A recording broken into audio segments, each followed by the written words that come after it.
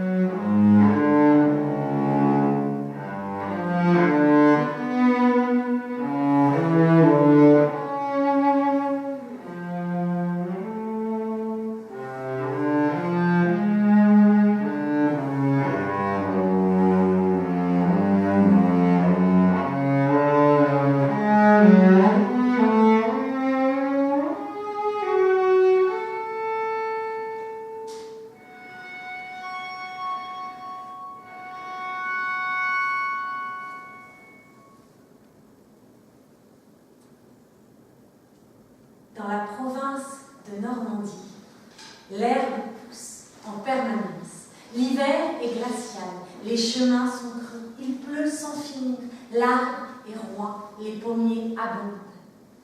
L'océan y est maître et le vent est son maître.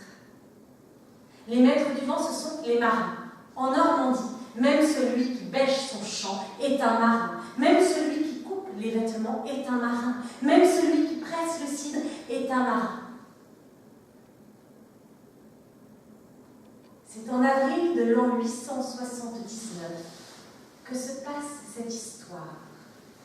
Du temps où plus personne dans les campagnes et dans les ports ne savait lire ni écrire. L'an 1000 approchait. Alors, dans le duché de Normandie, il y avait ceux qui attendaient la fin des temps et ceux qui ne l'attendaient pas. Il y avait un ancien bourg qui s'appelait Dives. Il y avait un jeune tailleur qui s'appelait Jeu. on racontait que cela voulait dire ours dans la vieille langue. Il était beau. Il portait une culotte bouffante tissée. Sa chemise à manches était serrée à la taille à l'aide d'une large ceinture historique. Il taillait les vêtements des femmes, et toutes les femmes qui venaient se vêtir chez lui le trouvaient bien fait et auraient bien aimé l'avoir pour époux. Il était astucieux. Il avait réponse à tout. Il disait si bien qu'il n'était pas pauvre. Il habitait une maison qui donnait sur la berge de la rivière. Colbrune l'aimait.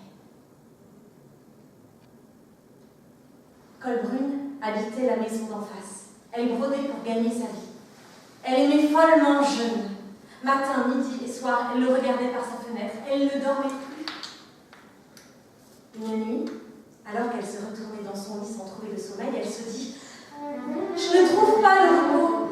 Je pense à lui et mon ventre me brûle. Mes larmes se pressent autour de mes paupières. Je deviens maigre comme une épine. Je suis sans cesse assaillie par son nom. » Le lendemain matin, elle s'habilla. Noua sur le devant son tablier couvert de broderies rouges et jaunes, elle traversa la rue. Elle frappa au bois de sa fenêtre. Il leva les yeux avec un air maussade parce qu'elle l'interrompait dans son travail. Elle lui dit qu'elle l'aimait et qu'elle aurait du bonheur à devenir son épouse. Elle ajouta « J'aime tout en toi. J'aime jusqu'au son de ta voix. Qu'est-ce pour toi que le son de ta voix? Rien. Pour moi, c'est ce qui me ranime. » Jeune posa son fil. Il la regarda. Il lui dit qu'il fallait qu'il y songe. Il lui dit que sa demande l'honorait. Il lui dit qu'il l'avait toujours regardée avec plaisir en la voyant broder à sa fenêtre. Il lui dit qu'elle lui laissa le crépuscule, la nuit et l'aube, afin qu'il réfléchît.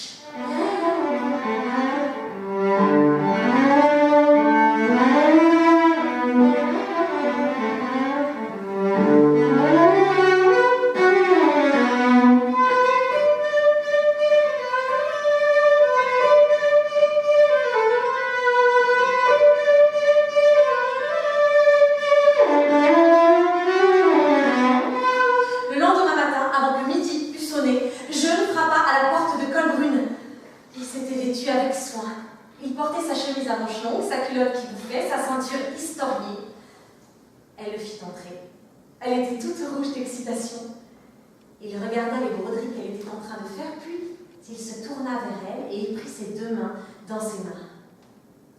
Il dit qu'il envisageait de devenir son époux, mais qu'il posait une condition à leurs épousailles. Il dit, on dit de toi, Colbrune, que tu es la plus habile brodeuse du village de Dives. Serais-tu capable de broder une ceinture aussi belle que celle-ci? Personnellement, je n'y suis pas parvenue.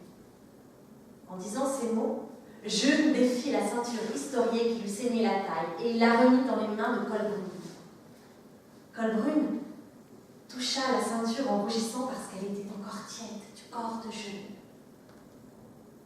Elle répondit « Je vais essayer, Jeune, car j'ai le désir de devenir ta femme. J'espère que je te donnerai satisfaction. »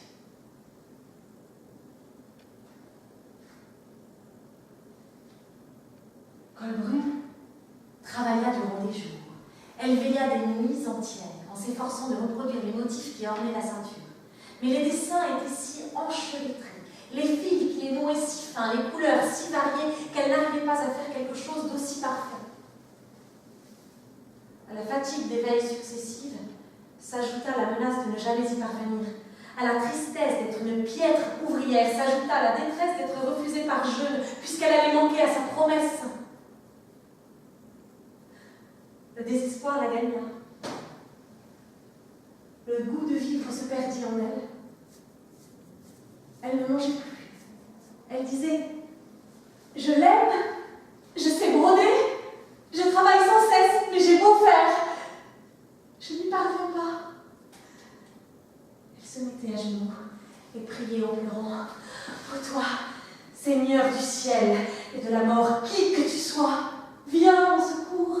Qu'est-ce que je ne donnerais pas pour être à Jeune le tailleur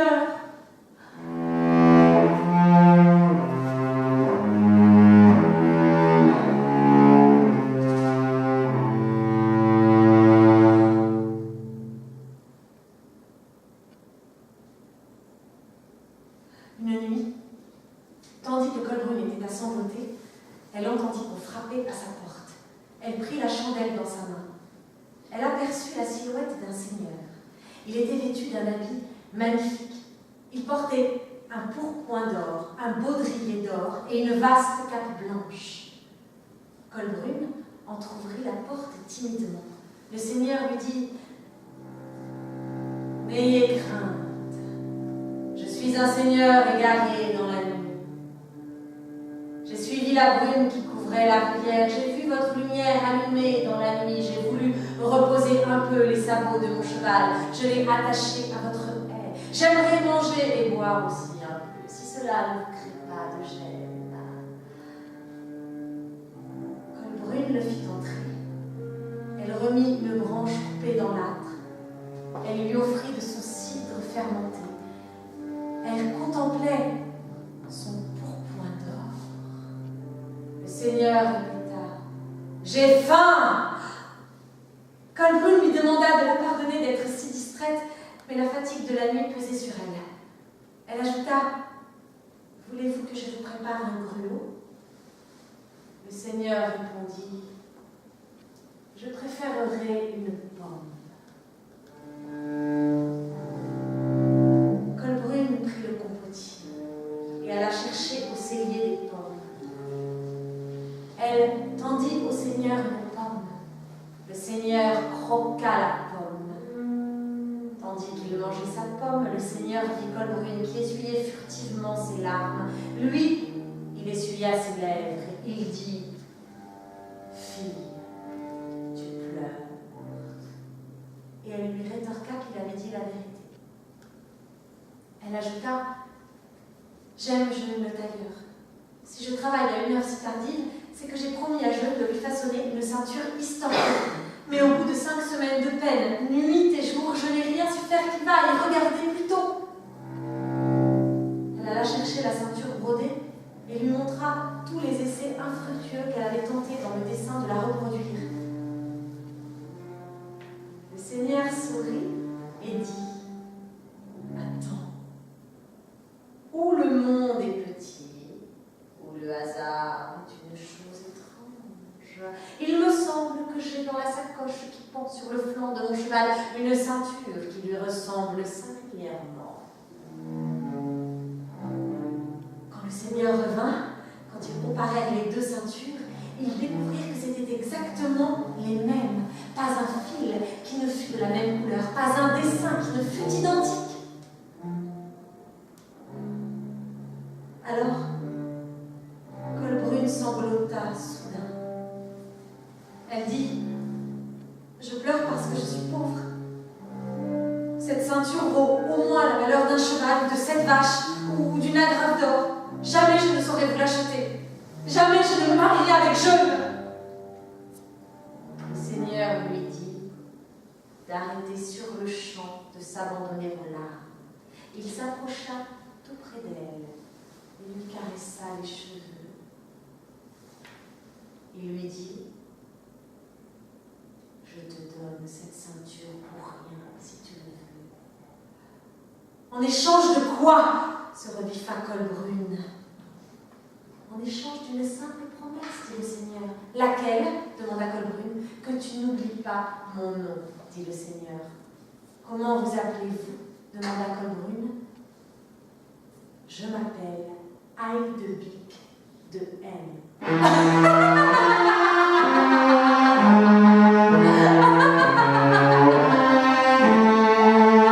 Mais comment oublierais-je un nom aussi simple? Aille de Bic, je pense plutôt que vous vous moquez de moi. Je ne me moque pas de toi, Colbrune. Mais ne ris pas si fort, car si dans un an, le même jour, à cette même heure, au milieu de la nuit, tu as oublié mon nom, alors tu seras à moi. C'est facile de retenir un nom, dit Colbrune. Elle se rapprocha et prit la ceinture des mains du seigneur. Elle dit « Je ne veux pas vous tromper, seigneur. Je n'aime que Jeune le tailleur. Je lui ai donné ma parole et je dois l'épouser aussitôt que je lui apporterai la ceinture. » Le seigneur dit « Tu m'as déjà dit quel engagement tu avais pris avec ton tailleur. Mais n'oublie pas l'engagement que tu as contracté avec moi. N'oublie pas mon nom, Colbrune. Dans le cas où la mémoire te trahirait, tant pis pour ton tailleur, tu seras obligé de me suivre. Colbrune dit, c'est vous qui vous répétez, je ne suis pas idiote. Retenir le nom de Heidebig de L n'est pas une tâche plus difficile que de retenir le nom de Colbrune. Et je ne vois pas que j'ai jamais eu beaucoup de difficultés à me souvenir de mon prénom. Vous avez été bon, Seigneur, mais dans un an, je crains que vous ne serriez dans vos bras que du vent et du regret. Il en sera peut-être ainsi, dit le Seigneur de L avec un étrange sourire. Mais si je n'étais que de toi, je profiterais beaucoup du corps de jeu et je le serrerais très fort dans mes bras. En prononçant ces mots, il avait remis sa cape qui était toute blanche. Il franchit le seuil de la porte, alla jusqu'à la haie, monta sur son cheval, repartit dans la nuit. Le Seigneur et son cheval s'engloutirent aussitôt dans la brume blanche qui couvrait la rivière.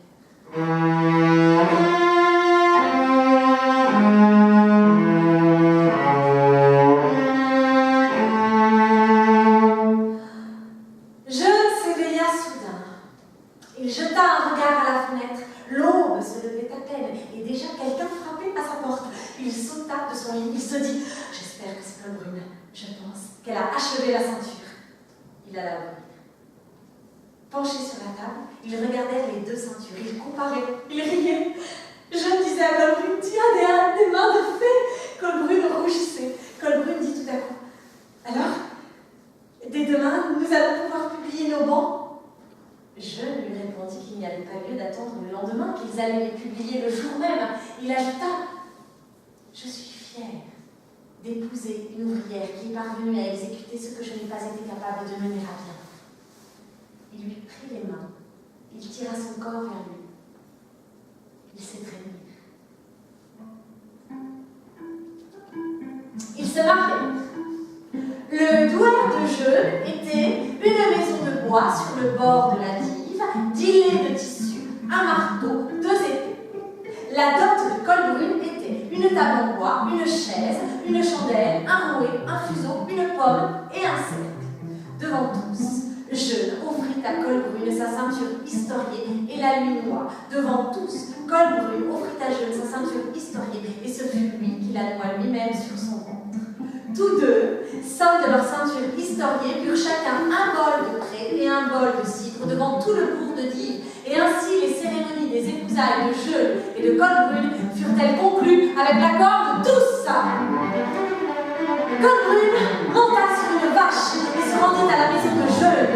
Jeune donna les clés à son épouse. Elle se baigna, releva ses cheveux et les noua sur la nuque avec le ruban, prit le marteau dans la main droite, s'allongea sur la bouche, ouvrit ses jambes et le reçut. Ils furent heureux l'un de l'autre. 9 mois passèrent.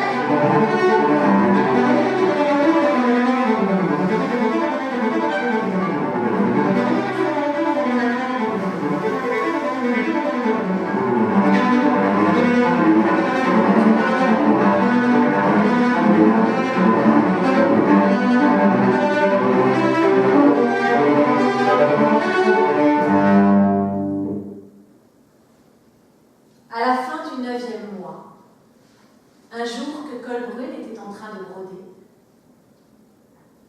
son visage se décomposa tout à coup. Colbrune se souvint du Seigneur qui était venu la visiter un soir où elle pleurait, la veille du jour où elle s'était mariée avec Jeune. Elle se souvint de la promesse qu'elle avait faite. Elle était sur le point de se souvenir du nom du Seigneur quand tout à coup ce nom fuit son esprit.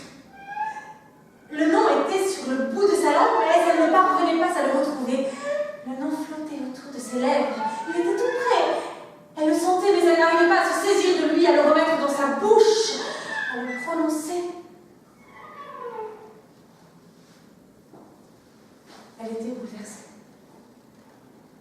Elle avait beau chercher dans sa mémoire, elle ne se souvenait pas du nom du Seigneur, mystérieux. Ses yeux s'emplirent d'épouvante. Elle tourna dans la chambre. Elle avait beau refaire les gestes qu'elle avait faits ce soir-là. Elle avait beau remettre ses pieds dans ses pas. Elle avait beau penser à la cape blanche, au cheval noir, au baudrier d'or. Elle avait beau répéter toutes les phrases qu'elle avait dites cette nuit-là. Elle se souvenait des gestes, de la pommes qui craquaient sous les dents du Seigneur, de son pourpoint, des mots, des phrases, mais elle ne se souvenait pas du nom.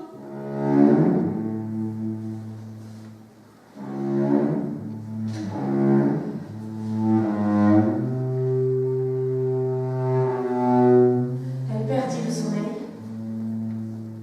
La tristesse envahit la chambre à coucher. Durant la nuit, elle avait peur. Elle se refusait à son mari, elle se retournait dans son lit cherchant le nom qu'elle avait perdu.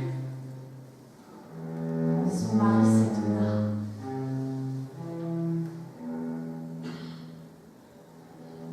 La tristesse, après avoir envahi la chambre à coucher, gagna la cuisine. Colbrune faisait brûler les plats. Quand les plats n'étaient pas brûlés, elle oubliait de mettre la table.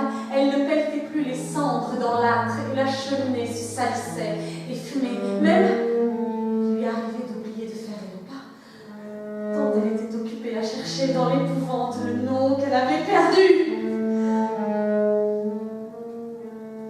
Son mari se fâcha. Elle maigrissait. Elle avait de nouveau l'apparence d'une épine. La tristesse, après avoir envahi la chambre à coucher et la cuisine, gagna le verger. Elle ne s'occupait plus des salades qui montaient. Elle n'arrachait plus les carottes de la terre. Les lapins attendaient les femmes des légumes avec inquiétude. Comme le verger ne donnait plus de pommes ni de pois, les oiseaux le désertèrent. Tout devint silencieux.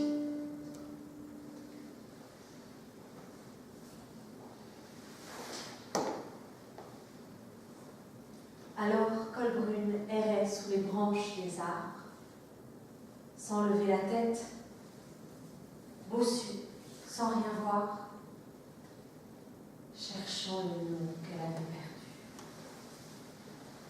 Son mari la gifla.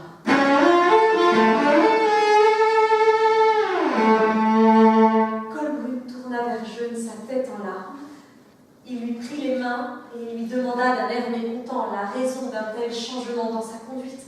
Pourquoi la tristesse s'était-elle abattue sur eux? Pourquoi ne mangeait-elle plus? Pourquoi repoussait-elle ses bras quand ils étaient couchés l'un contre l'autre? Et pourquoi pleurait-elle toute la nuit au fond de ses poumons? Pourquoi le verger était-il devenu silencieux? Pourquoi l'âtre était-il devenu froid? Pourquoi errait-elle la tête baissée dans la maison comme une femme folle dans le jardin, remuant les lèvres, comme si elle cherchait à dire quelque chose et qu'elle ne se décidait pas à le dire? Colbrune ne put rien répondre. Ses sanglots redoublèrent. Je caressai les cheveux de son épouse et lui dis: tu pleures trop. Je t'appellerai dive, tellement tu pleures. Je t'appellerai comme le fleuve qui traverse notre village, dont l'eau fait nos fruits, où nos chevaux s'abreuvent, où nos vaches boivent, où notre linge trempe, qui fait notre soupe, qui nettoie nos visages et nos mains, et où toute l'année les poissons ouvrent la bouche sans finir, comme tu fais tout au long de la journée. Subitement, elle fit 4 pas en arrière. Le visage de Colbrune était tout pâle. Ses pleurs avaient cessé. Elle dénoua sa ceinture et la lui tendit. Elle se tenait toute droite devant lui, l'air résolu. Colbrune dit: je t'ai abusée. J'ai de la honte. Cette ceinture n'est pas la mienne. Je n'arrivais pas à la broder. J'ai usé d'un subterfuge. Une nuit, tandis que je pleurais de ne pouvoir la faire, j'avais laissé ma chandelle allumée. Un seigneur a frappé à ma porte. Il m'a donné cette ceinture, et moi, je lui ai donné ma parole d'être à lui si j'oubliais son nom après qu'1 an serait passé. Plus de 9 mois ont passé. Qu'est-ce qu'un nom? Qu'y a-t-il de plus facile à retenir qu'un nom? Le mot ceinture, comment l'oublier? Le mot amour, comment ne pas le retenir? Ton nom, je mourrais en l'ayant sur les lèvres. Pourtant ce nom m'a échappé. Le tailleur s'approcha, prit son épouse dans ses bras. Ne pleure pas, lui dit-il. Je t'aime. Ou bien je retrouverai ce Seigneur. bien je retrouverai ce nom.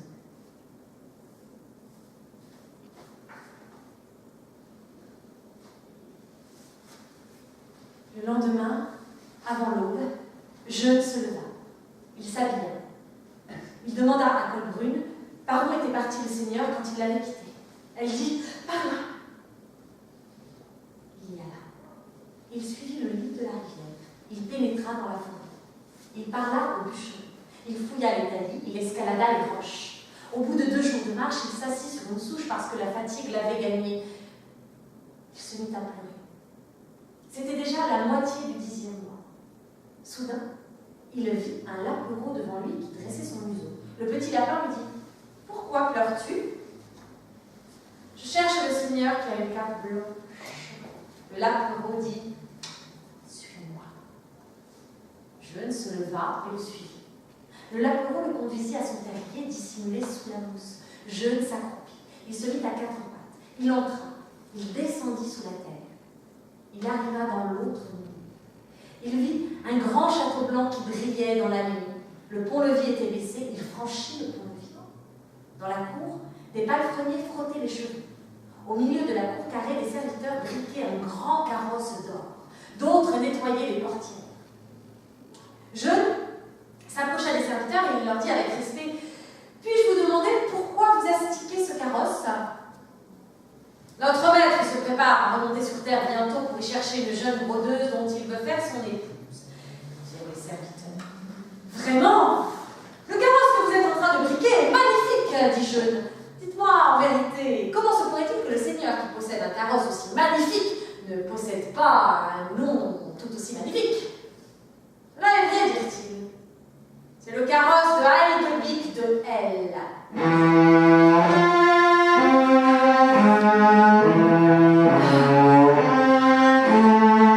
Jeune frissonna. Vous direz Heidebic de L que Jeune le tailleur, salut.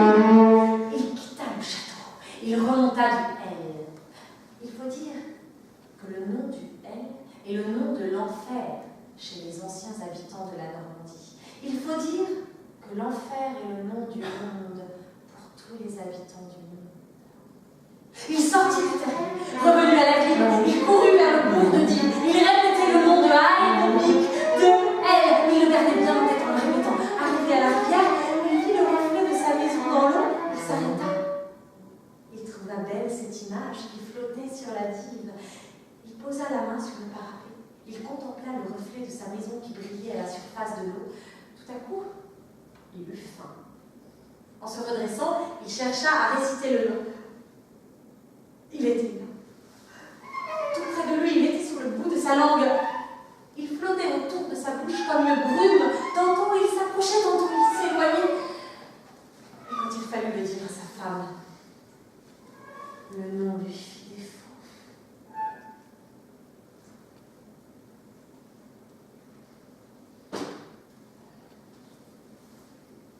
Jeune se reposa 2 jours.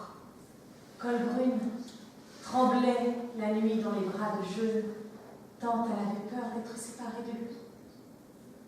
Arriva le 11e mois.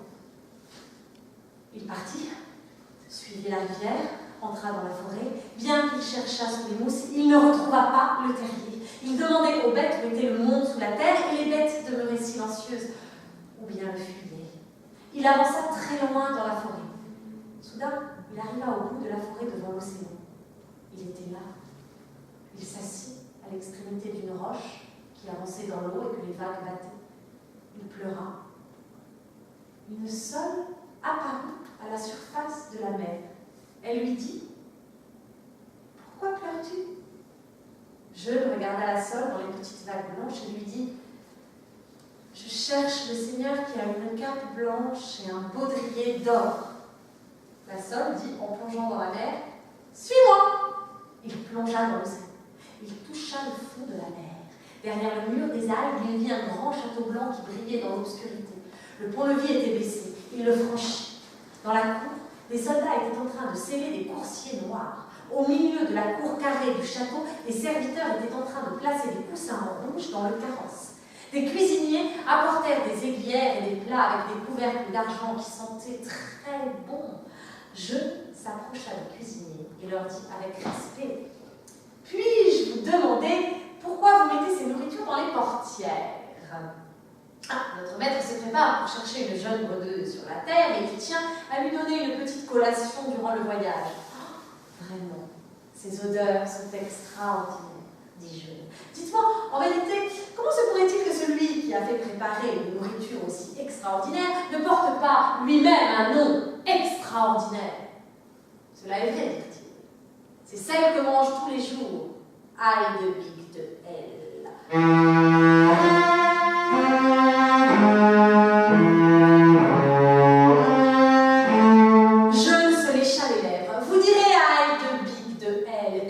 D'ailleurs, salut!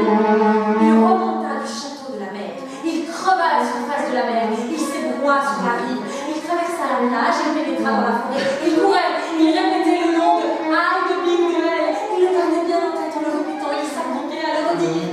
Il traversa la forêt, il sortit de la forêt et s'engagea dans la vallée, il suivit la rivière, il passa le pont. Sur le pont, il vit sa femme qui courait vers lui en l'appelant. C'était une journée si douce.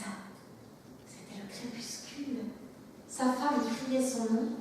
Derrière sa femme, le soleil se couchait. Aussi vit-il son ombre immense qui courait devant elle, que l'astre couchant projeté sur les pavés de bois du pont. Il avait faim, il était fatigué. Il s'immobilisa devant cette ombre immense qui venait vers lui. Quand il prit sa femme entre ses bras et qu'elle lui demanda s'il avait retrouvé le nom et qu'il voulait bien le lui confier, il ne le trouva pas aussitôt. Ce n'est pas que le nom fut loin, il était là, tout près de lui, il était sur le bout de sa langue. Il flottait autour de sa bouche comme une ombre.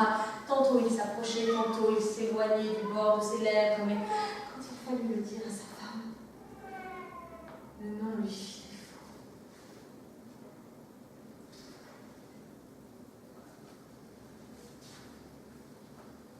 Il se reposa de jour. Colbrune ne se couchait même plus la nuit. Elle errait dans la maison. Elle cherchait à retrouver le nom. Elle était pleine de terreur. Arriva le 12e mois. Il quitta la maison. Il suivit la rivière. Il franchit le pont. Il entra dans la forêt et ne retrouva pas le laperon. Il sortit de la forêt et vint sur le rivage. Il avança à la pointe de la roche. Aucun poisson ne lui parut. Il vit au loin la presqu'île et la montagne. Il gagna la montagne. Il monta durant des jours et des jours. Arrivé à mi-hauteur, le flanc de la montagne était si escarpé qu'il ne put plus grimper plus haut. Jeune regarda ses doigts. Ils étaient en sang. Comment ces doigts si fins de tailleur pourraient-ils coudre désormais? Ils étaient tout aplatis par les roches et ils saignaient. Il pleura. Une buse se posa près de lui. La buse replia lentement ses immenses ailes et lui dit: pourquoi pleures-tu, accroché à mi-roche? Jeune lui dit: je cherchais le Seigneur qui a une cape blanche, un baudrier d'or et un grand coursier noir, mais je ne peux plus monter plus. La buse dit: suis-moi. Je ne sais pas voler, lui dit le tailleur. Il ne s'agit pas de voler, lui dit la buse, il s'agit de ne pas tomber. Cela ne sert à rien, dit je. De toute façon, je ne retiendrai pas ce nom que ma femme demande, je vais redescendre. Suis-moi, ce n'est pas loin. Je vais te montrer la faille de la montagne. En effet, ce n'était pas loin. La buse volait.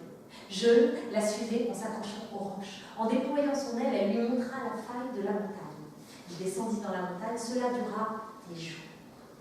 Au fond du gouffre, il vit un grand château blanc qui brillait loin dans l'abîme. Il s'élança, il tomba sur ses genoux, il franchit le pont-levis. Dans la cour, les chevaliers étaient en train de se hisser sur leurs selles. Au milieu de la cour carrée du château, 4 soldats montèrent sur le toit du carrosse d'or et brandirent leurs armes.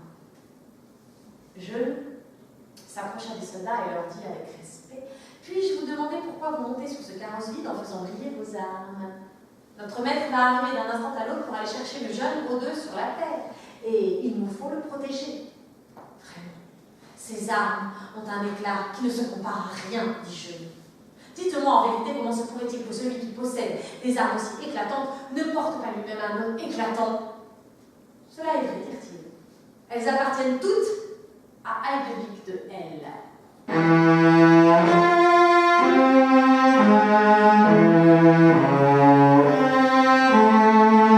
Mais maintenant dégagez le chemin, car nous nous apprêtons à partir. Je ne se prit à courir en criant derrière lui. Vous direz à Heidelbeek de L que je veux aller à le salut. Il courait, il se glissait sur les roches comme un chien noir. Il remonta de L, il se mit à courir, il répétait le nom de Heidelbeek de L, il le gardait bien en tête en le répétant. Il s'appliquait à le redire.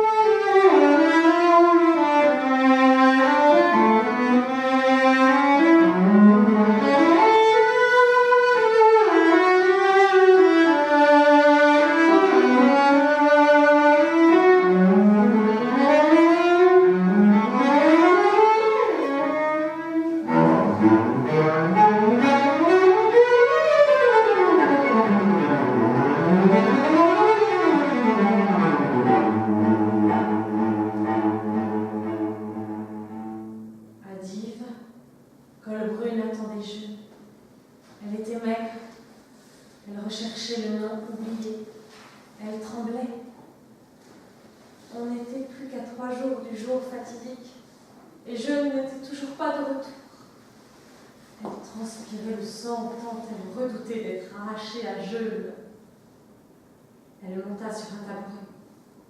Elle saisit une des épées de Jeune qui était suspendue à la poutre. Elle affûta l'épée pour mourir.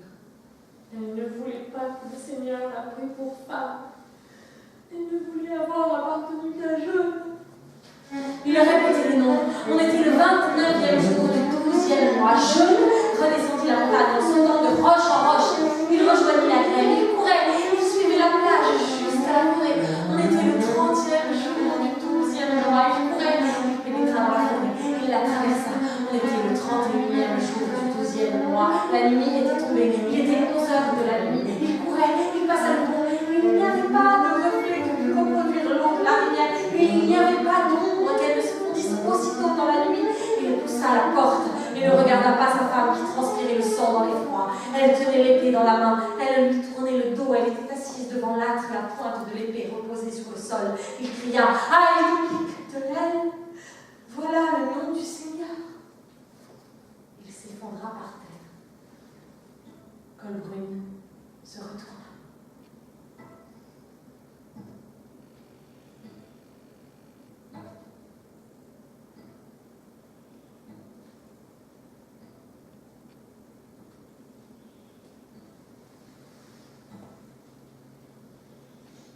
premier coup de minuit sonna.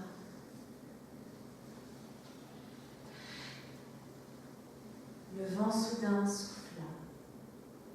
La porte s'ouvrit. Le seigneur Duel apparut dans l'encadrement de la porte.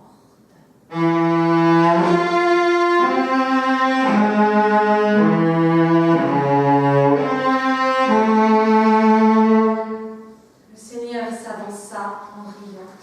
Il voulut prendre Colbrune par la main. Elle retira sa main. « Pourquoi veux-tu me prendre la main, Seigneur ? Te souviens-tu de mon nom, Colbrune ? Bien sûr que je me souviens du nom que vous portez. Connaissez-vous beaucoup de femmes qui oublient le nom de leur bienfaiteur ? Quel est mon nom ? Demanda le Seigneur.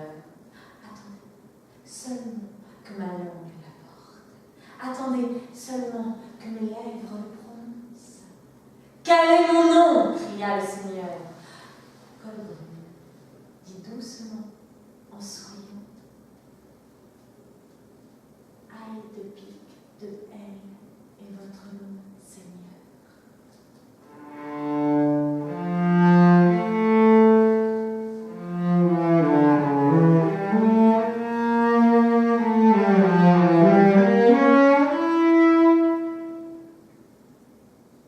Alors le Seigneur poussa un cri. Tout devint noir, tout s'éteignit. On entendit seulement un bruit de galop dans la nuit. Quand Colbrune eut le courage d'ouvrir de nouveau les yeux, le carrosse n'était plus là. Colbrune était penchée sur le corps de Jeune, évanouie, et lui embrassait les lèvres. La nuit était si noire, comme elle l'est demeurée de nos jours, que Colbrune dut frotter la pierre du briquet afin d'allumer une chandelle près du visage de Jeune, qui respirait doucement.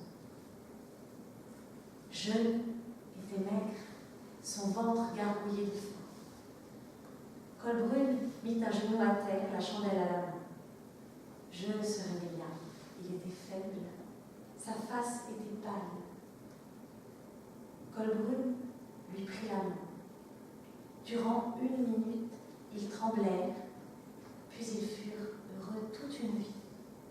Leurs enfants et les enfants de leurs enfants se multiplièrent.